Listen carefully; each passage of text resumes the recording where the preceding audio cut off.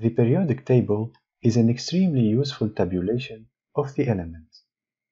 It is constructed so that each vertical column contains elements that are chemically similar. The elements in the columns are called groups. Here is an example of a group containing elements like carbon, silicon, and others. Each row in the table is called a period. And here is an example of a period.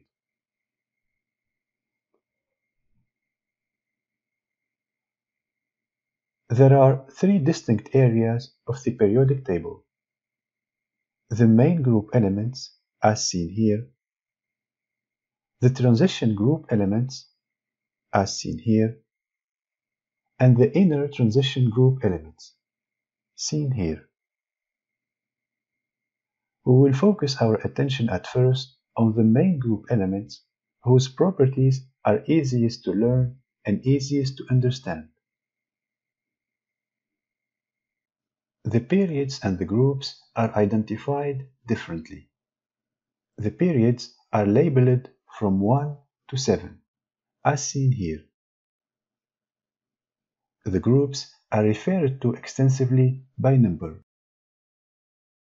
Unfortunately, the groups have been labeled in three different ways: classical, amended, and modern. In the classical designation, main groups are labeled 1A through 7A. Transition groups are labeled 1B through 8. In the amended configuration, main groups and transition groups are labeled 1A through 8 and then 1B through 7B. And finally, in the modern configuration, groups are labeled with Arabic numerals from 1 through 18. Consider the following example. This group here, containing elements like carbon, silicon, and others. It is referred to by three numbers, seen here on the top of the group. The first one here is the classical, 4A. Then you have the amended using Roman numerals, 4A, and then you have the modern designation using Arabic numerals, and in our case here, this group is referred to with the number 14. In this course, the classical system will be followed, with the modern number sometimes included in parentheses.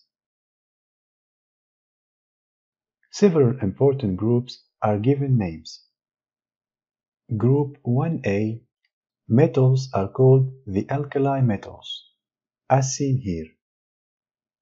Group 2A, elements are known as the alkaline earth metals, as seen here. Group 7A, elements are called the halogens, as seen here. Group 1B, metals are known as the coinage metals, as seen here. Group 0, elements are known as the noble gases, as seen here. These names lessen the need for using group numbers and thereby lessen the confusion from the different systems. The electrons in atoms are arranged in shells. A more detailed account of electronic structure will be presented in a later section. The maximum number of electrons that can occupy any shell N is given by the following relationship. Maximum number in shell N is equal to 2 times square N. Since there are only a few more than 100 electrons total in even the biggest atoms, it can easily be seen that the shells numbered 5 or higher never get filled with electrons. Another important limitation is that the outermost shell, called the valence shell, can never have more than 8 electrons in it. The table seen here illustrates the maximum number of electrons per shell number and per valence shell. As you can see, for the shell number 1, the maximum number of electrons is equal to 2, given by the expression seen here, so 2 times 1 square. And the maximum number of electrons in the valence shell is equal to 2. For the shell number, let's say 4, the maximum number of electrons is 2 times 4 square, so 32 electrons. But the maximum number of electrons in the valence shell is equal to 8. Actually, for all shell numbers superior than 1, the maximum number of electrons in the valence shell is equal to 8, as it can be seen here. The exception is for shell number equal to 1, where the maximum number of electrons in the valence shell is equal to 2.